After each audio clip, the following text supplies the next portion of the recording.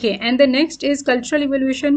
Culturally हमने last discuss किया था कि हमारे पास कुछ बेसिस हैं जिसकी वजह से हम सोचते हैं कि इंसान ज़ात की लैंग्वेज जो है वो इम्प्रूव हुई है, जैसा कि बायोलॉजिकल बेसिस, जैसा कि सोशल इंटरेक्शन, जैसा कि कॉग्निटिव एबिलिटी, जैसा कि सिंबॉलिक रिप्रेजेंटेशन। आज हम डिस्कस करते हैं कि कुछ एक्सपर्ट्स का मानना ये है कि लैंग्वेज कल्चरल इवोल्यूशन है, इवॉल्व किया है। जब कल्चर इवॉल्व किया, जब कल्चर डेवलप हुआ, इसी के साथ ही हमारे लैंग्वेज इम्प्रूव हो गई। Language is not only a biological phenomena but also a cultural one, क्योंकि लैंग्वेज एक कल्चर में यूज़ होने वाली चीज़ भी है और कल्चर को आगे ट्रांसमिट भी करती है। और आप नोट करें तो बहुत कल्चर जो है उसका एक बेसिस लैंग्वेज भी है।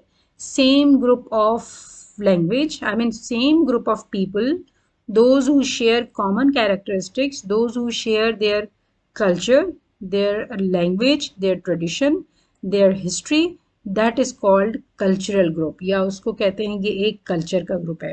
कह रहे हैं कि जैसे इंसान के कल्चर ने इम्प्रूव होना शुरू हुआ, शेप बाय कल्चरल प्रैक्टिसेस, लोगों ने कल्चरल प्रैक्टिसेस की, सोशल नॉर्म्स उनके एक जैसे थे, हिस्टोरिकल डेवलपमेंट्स हुई, उसके साथ ही उन्हें लैंग्वेज की ज़रूरत पड़ी और लैंग्वेज भी इम्प्रूव होना शुरू हुई। Some researchers argue that evolution of language was driven by cultural innovations. जब कल्चर में नई नई चीज़ें आना शुरू हुई, इसी तरह लैंग्वेज भी एक हिस्सा बन गया और लैंग्वेज भी मुमकिन है एक नई चीज़ की तरह कल्चर में इन्वेंट हुई हो, such as invention of writing systems. जैसा कि राइटिंग सिस्टम्स बहुत पुराने, अब देखें बहुत मोहनजोदड़ो या उससे भी पुरानी जो ट्रेडिशंस मिलती हैं या कल्चर्स मिलते हैं, तो उनमें भी हमें राइटिंग के सिस्टम्स मिलते हैं कि उनके पास भी राइटिंग के सिस्टम्स है। इसका मतलब है कि जब कल्चर डेवलप हुआ तो लोगों ने इन्वेंट कर दिए कुछ राइटिंग के सिस्टम्स। इसी तरह लैंग्वेज इंप्रूव कर दी, या लैंग्वेज का भी उन्होंने इन्वेंट कर दिया, लैंग्वेज को लेकर आए। Development of agricultural practices, rise of complex society, जैसे ही कॉम्प्लेक्स सोसाइटीज़ बनना शुरू हुई, कल्चर बनना शुरू हुए, इसी तरह इंसानों ने मिलकर लैंग्वेज को भी डेवलप किया। These cultural developments may have influence structure, vocabulary and functions of language over time.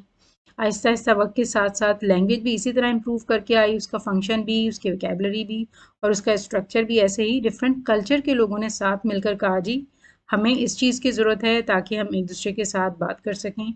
तो ये एक बेसिस हो सकती है। और याद रखें कि सारे बेसिस जो हम डिस्कस कर रहे हैं ओरिजिन ऑफ लैंग्वेज के, these are not these are not ultimate, I mean these are not solid, या ये सारी सोच है, स्पेक्यूलेशंस हैं, आइडियाज़ हैं, नज़रियात हैं।